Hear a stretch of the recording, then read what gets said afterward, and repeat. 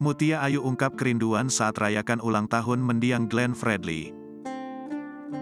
Penyanyi Mutia Ayu merayakan hari ulang tahun mendiang Glenn Fredly, suaminya, Sabtu, tanggal 30 September tahun 2023.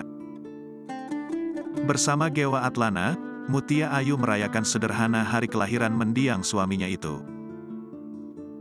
Gewa Atlana adalah anak Mutia Ayu dan mendiang Glenn Fredly.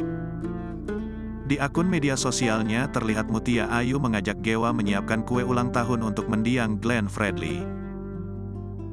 Mutia Ayu juga menyalakan lilin di atas kue ulang tahun itu. "Kami tidak bisa merayakan hari ini seperti kami miliki di tahun-tahun lalu," tulis Mutia Ayu.